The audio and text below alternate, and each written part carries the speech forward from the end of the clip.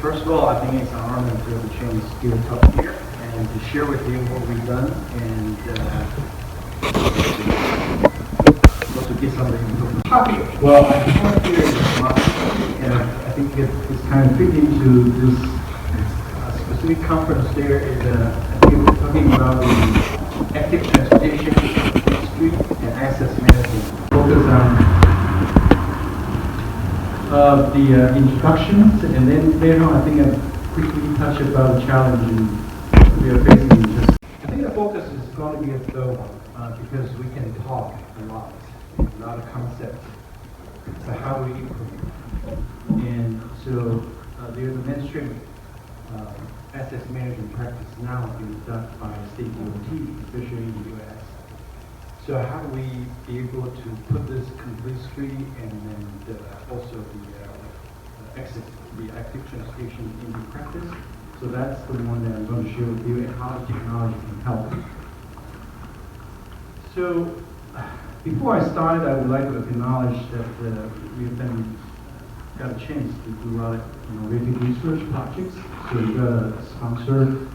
The first one I would like to acknowledge from the national level, state level, as well as industry. So we got a chance to do a lot of innovative research. Second, I would like to acknowledge is my research team. So I'm just here to give a talk. A lot of the effort is by the research team. Specific thing I would like to point out is my team is quite special. It's a interdisciplinary research team. So you can see that the research engineer, I have a PhD student in transportation. I have a PhD student in civil engineering structure group, as well as construction management. In addition, I was also guiding the PhD student in ECE, as well as computer science. In fact, 2 weeks ago, I was a PhD graduate. He just moved to California to work with Google now. So with that diverse capacity, we'll be able to do a lot of innovative stuff. So a lot of things I would like to say that acknowledge them, they make a lot of contribution. And what I'm talking about today. This is the one that the research we focus a lot on smart city, and we start with infrastructure. So, and especially the infrastructure assets. I think previously talking about how did you create a value after you have infrastructure full, then you can be able to start up or all kind of activity. But what we are focused on is complement very well with the previous speaker, because you've got to have an infrastructure. And how you design it, how did you implement, and how did you sustainably maintain that? So that way you can put in the concept active transportation complete street kind of systematically and sustainable. So that's the key. And so I think that this is the first slide I'll start getting the subject itself. So what's the challenge, as previously already touched about, so I'm not going to get into detail. The growing population, as well as the increasing traffic congestion, like a lot of time everywhere. So especially urban areas. So so the one listed there, even the greenhouse emission, health, and all those issues. So the key question we are asking about is, do we continue to develop the transportation infrastructure the way we're growing? And apparently a lot of people recognize that we should change or adjust.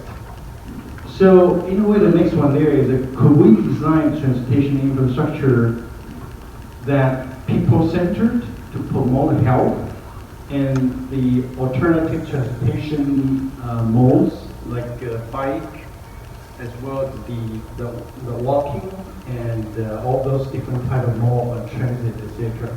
And reduce the traffic congestion as well as greenhouse emissions. So apparently, I think based on previous talk, quite clear. Yes, we're going to move on to that way here. But is there any systematic way to implement that?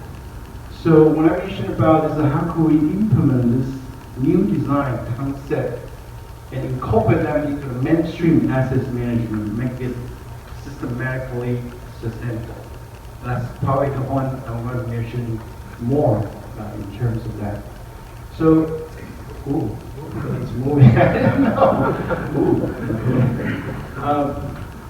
So, okay.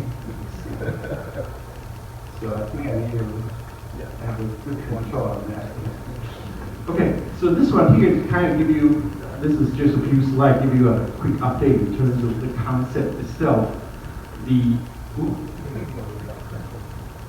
think I need to, okay. So this one here, active transportation. What is active transportation? Basically, it's a transportation that requires human energy for locomotion, like walking, biking. And what's the benefit? It improves public health and zero emission and low cost, reduce congestion.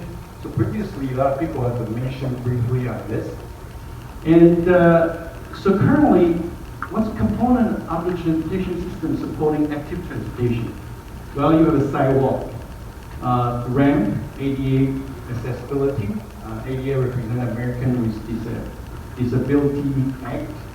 And also you have curb, gutter, and all that kind of stuff, and bike facility, and roadway, and transit. Right now, getting more and more scooter. But do we have a safe space for the scooter or not? Because there's a, if you click at the website, there's some of the theft in Atlanta, and so that's kind of a big issue there. Yes, it provides a very good, effective means, but do we create an infrastructure space for those new transportation modes? So this is the one complete street. Actually, it's a street that takes into consideration of all modes, especially including the often forgotten active transportation mode, especially like the biking as well as walking. And so the benefit is more transportation option, people center, and improve equity as well as context sensitive. And you will say, what's equity you refer to? Well, in the past, most of the time is automobile driven, so you're driving, and it depends on you afford to buy the car or not. So for the people which is low income, they cannot afford to buy it. And they kind of disadvantage in a way because you do not have a sidewalk, you do not have the bike path, so I cannot have a good mobility because I'm low income, because do not have that infrastructure. So that's part of equity, even tied with that too. And so this is related National Association of City Transportation Officials. So this is the one, so this is not new, this is already exists. So this is a complete street. You can see that in a way that including different type of modes, that you have the sidewalk for the people to walk, and then you have a bike path, you have the one for the car to move, and so this is the one kind of showing that say, well, the design, what's the smart road design philosophy? You design a way to accommodate different mode of transportation. You have bike path on the top there, and then eventually you have a sensor and all those to be able to guide safely people moving from one to the others. And so this slide here, kind of one step further, I want to share with you. This is the one based on the literature in 2019. So sidewalk labs proposed, this is kind of growing quite quickly. Basically, this is a lab and corporation promote this one here, proposed a human-centered design with roads prioritizing, this is key, a certain mode. And basically, it's getting to even one step further. I promote or prioritize pedestrian and having a great network. So in a way, it's not only, hey, everything equal for the road, because in Atlanta, basically, the automobile is the first priority. If you're biking, probably you better get away, otherwise it's dangerous. But here the concept changed. Do we prioritize differently? But how do we design this one here into the whole system here? So in a way, this is one of the project in Toronto there. So in a way, this is the first label. They have a higher priority in the network design to pedestrians, to people. So you can see that this is the dense blue line. They're going to put more network for the people, pedestrian network. And then the next level, they're biking. They have also a second priority, so they're putting the bike network. The last priority is given for the automobile. So if they want to go into the center location, they could not. So in a way, they are in the outskirts, and if they want to get into, so in a way, they design in a way to promote either biking as well as the pedestrian movement. So what's the status? You were saying about this is a new concept, right? No, it's not. It's already moving. So as you can see, there's more than 1,400 cities or countries have adopted complete street policies. So there are 33 states have adopted complete street policies, and like Sidewalk Lab is still in the testing phase with many of their technology and need to implement a plan. So for example, Toronto is working with the Sidewalk Lab and along with their water fund because they have a new city and design. So they wanted to embed that concept into the whole design of the city. So they're still in the project design and the community outreach stage. And Polar Lab, that's another case, and just adaptive mobility software that based on the identified phone data and going to create a simulation and how people are moving from one to the other so they can incorporate that into their system. So now the next one here I wanted to share with you is it's growing actually a lot, and it's been for a while, complete street active transportation. Now why they're still not being able to implement or move very aggressive forward? Because they are not mainstream. Because they are not being able to systematically incorporate. So now I'm going to touch asset management. Asset management it's been started almost more than 10, 15 years ago, infrastructure assets management, but it's been almost 5 years ago, it's become almost a standard practice. So all the state DOT every year, they need to submit assets management. It's related to, in a minute I'll touch that to you in terms of what's assets management. So it would make sense if you will put in the active transportation and complete street into this mainstream practice, then you can make that systematically sustainable. Otherwise, it's going to be just talk and just concept. It's not going to move forward. And so I'm going to share with you a little bit what's assets management and what's mainstream assets management and what's the concept itself. And now every state DOT every year you need to present and report to Washington DC what's your status and report the assets management report, what that is. So basically assets management itself is how we ensure that the transportation system remains well maintained and functional. Because you're not just build it. So earlier that when the Professor Lee mentioned about, you need to look into 2050. It sounds like a very long, but it's a very, very cool concept of assets management. Because basically the concept is you design or build the one you can maintain, financially maintain. So that is a very important concept in assets management. And so currently, I think active mode of transportation are largely neglected in assets management. So like a bridge, payment, and those important signs, those important assets, you've got to maintain, and those are in the common practice now. So as city and state turn toward the policy incorporating the complete street or active transportation, the need to maintain these assets become increasingly important because that's not. If I'm in California, basically I collect, state DOT collect all the data, but I really ignore all the sidewalk and pedestrian. That's not in my mission or practice every day. So even we talk, it's not going to be move forward that much until that is being incorporated. So just give you an idea, what's the assets management? Well, it's similar to like how did you manage your house? Every people have a house, right? So this is assets management is related to, you must maintain the roof, water heater, garage door, and all those. But there's a different maintenance schedule. So assets management is the right time, the right place, as well as the right treatment. So maintain too early is going to waste money, and maintain too late, extremely expensive. So you need to maintain at the right time to optimally and financially to maintain that. So it's similar to human health, basically. Do you need to do diagnosis? Yeah, I think so you know your health condition, and then you know when what to treat. So that way you can optimize the resources and to maintain your personal health. Similarly, your house is the same, and that's how you manage. So that's assets management. So basically, the key component of assets management is what do you own? Because at this point in time, we know that, yeah, in Georgia, I know how many bridges I have, but do you know how many miles of the sidewalk you have? Or how many miles of bike path you have?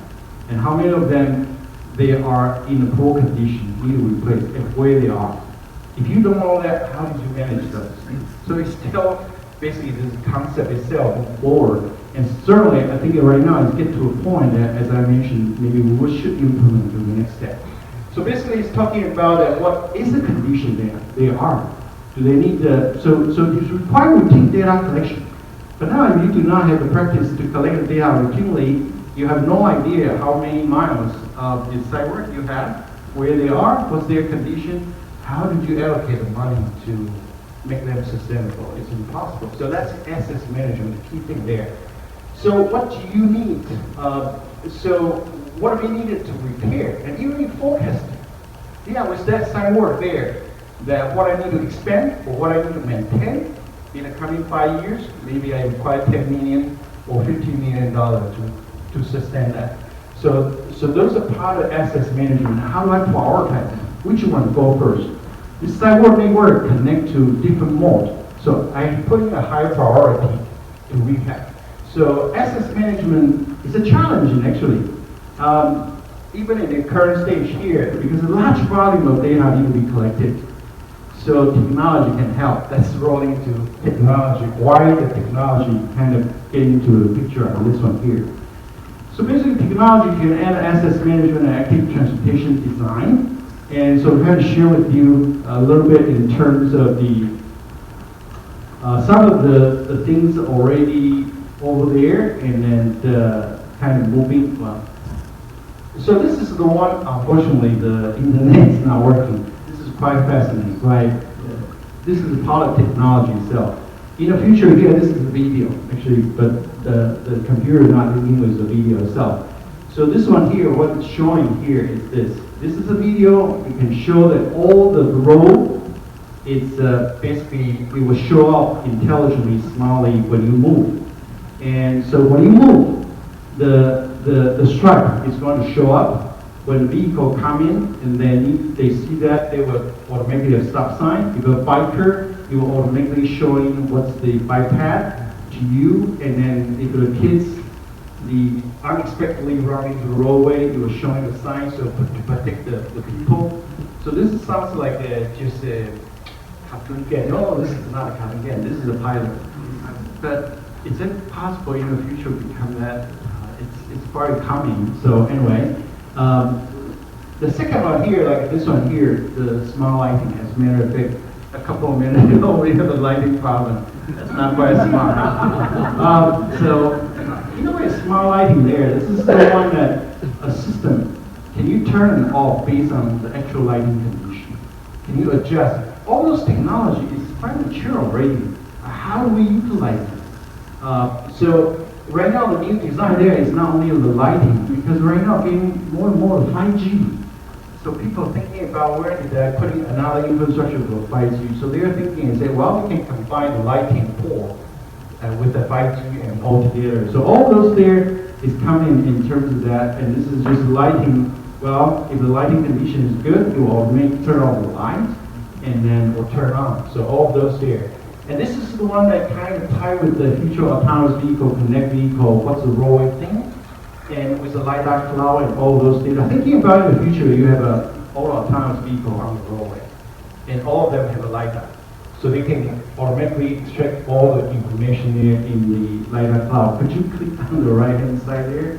See if I can see that one there.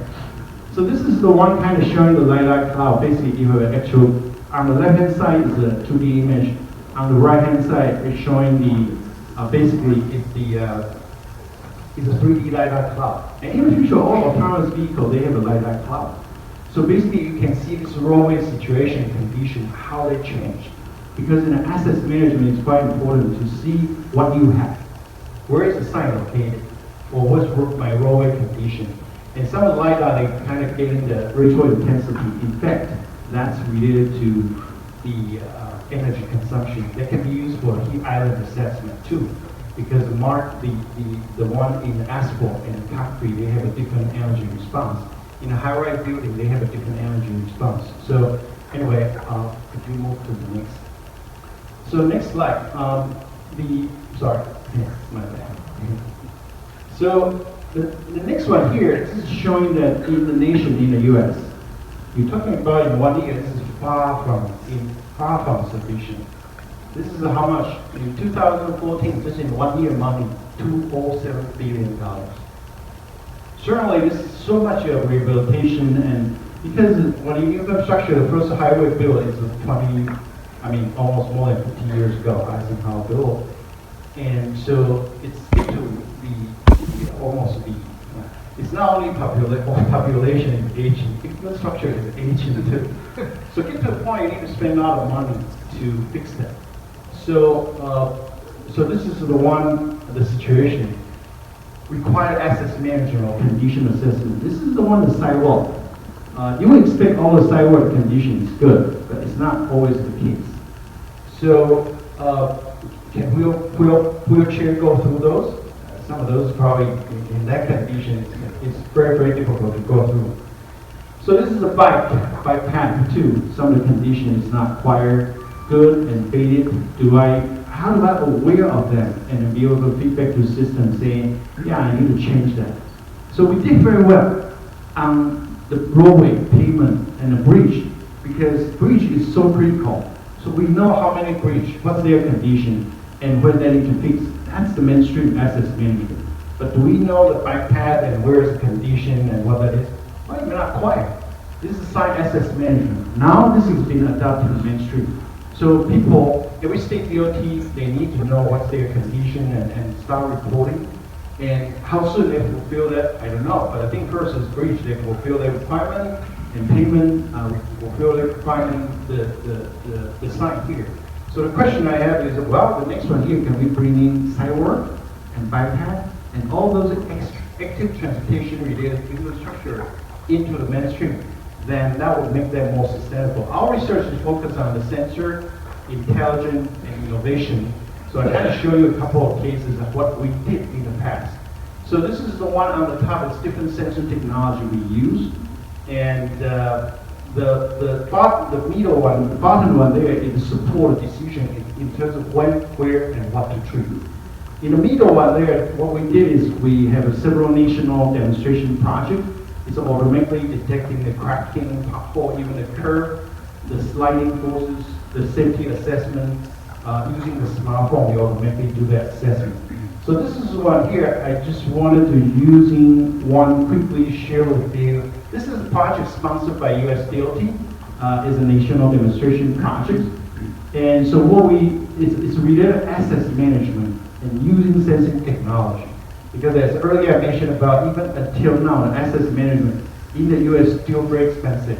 But without condition assessment, how do you know how you spend the money in that $2.7 billion? You don't know. So you need to know what the condition and where they are.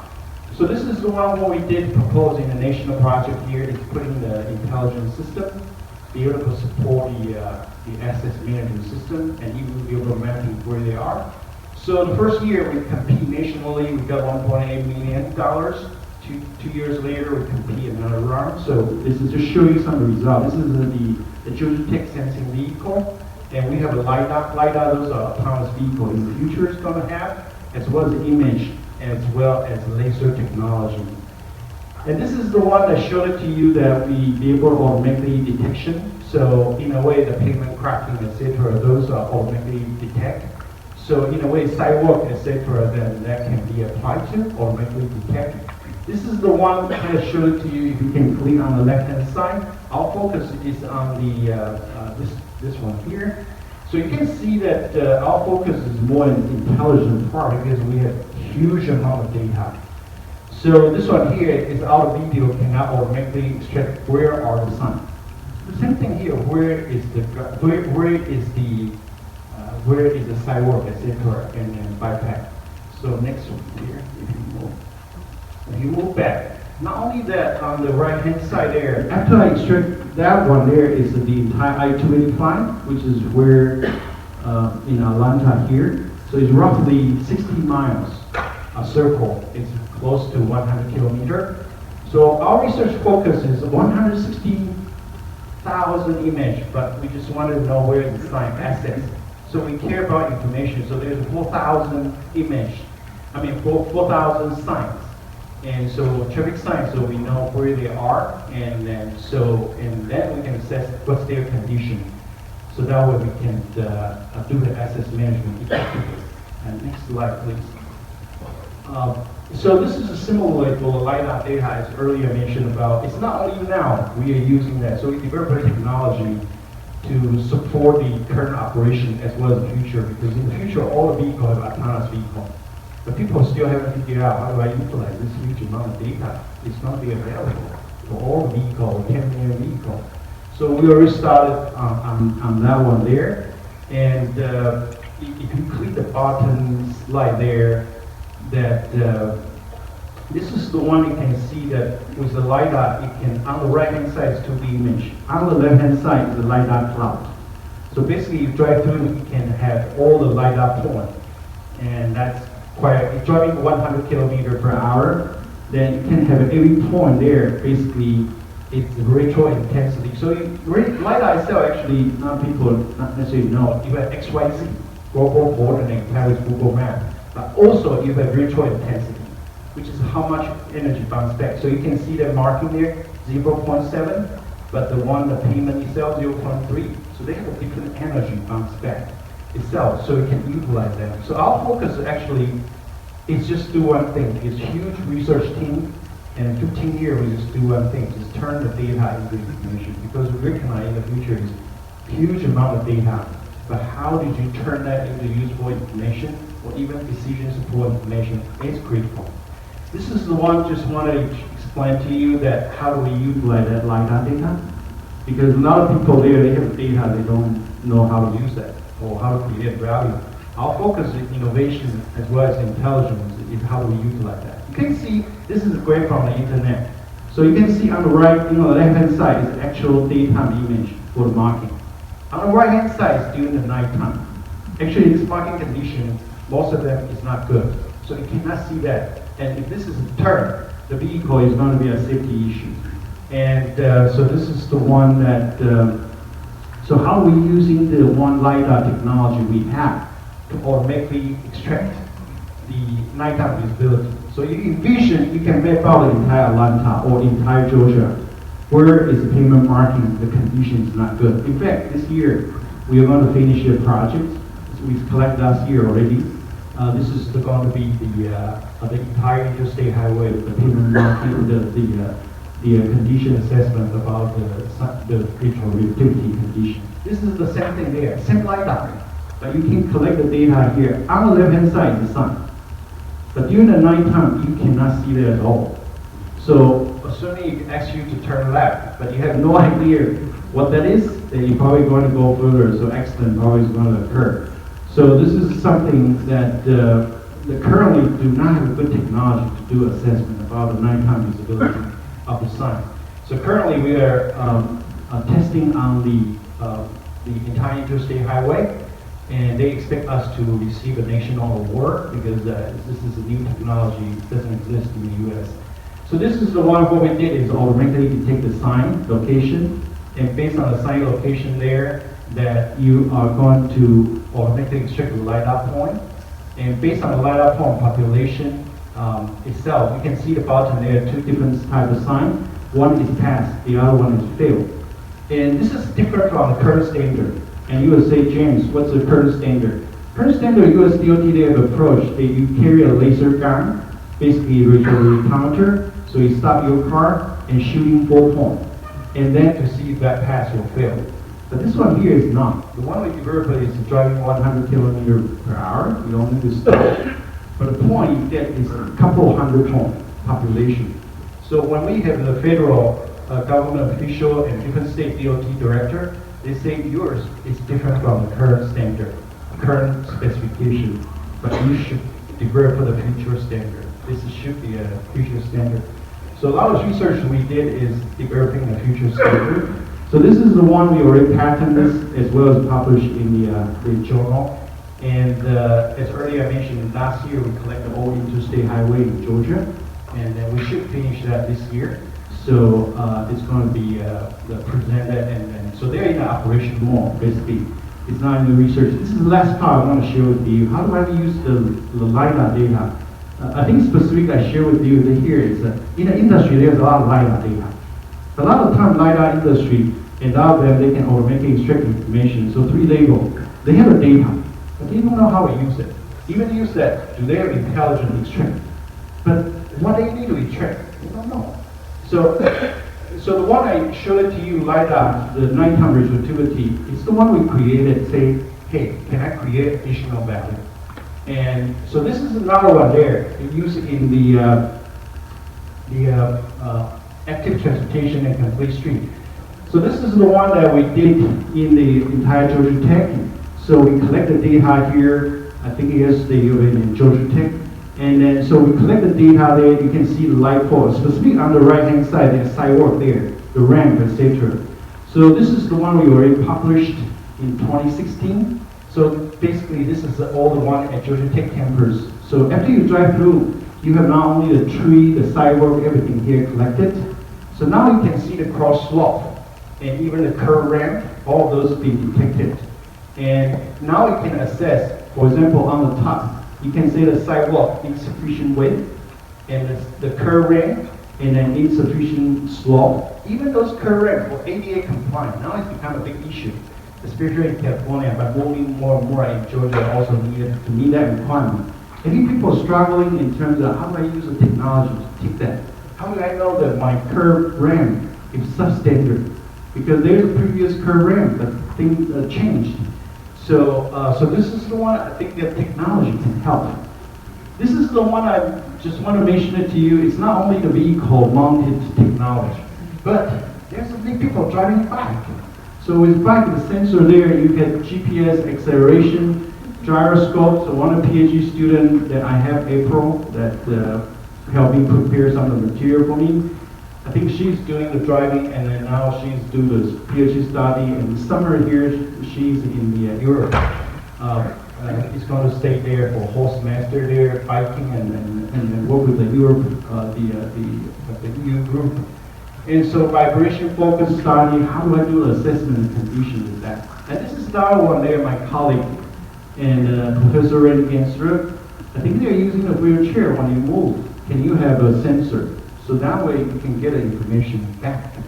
So there's a different means in terms of technology we can provide help on that. So in summary, I just want to mention that active transportation, complete street is the trend of the future street design. And need to incorporate active transportation and complete street into the mainstream assets management to make them sustainable. Because I think as there's so many cities adopt that. So after you adopt that, you need to make that sustainable because you cannot build that today and then in 1 or 2 years later that one crumbling, you have no idea, cannot sustain. So assets management is for you to put in the mainstream planning. So CT. And there's a procedure, systematic operation procedure. What's your goal? How do you set up finance and budget to plan out in the future 5 years, 10 years? So that's quite important. And as I mentioned, a lot of times the data, etc., is key and essential. The technology can help in terms of that regard to make them more feasible to move on. So with that, I stop here. Thank you.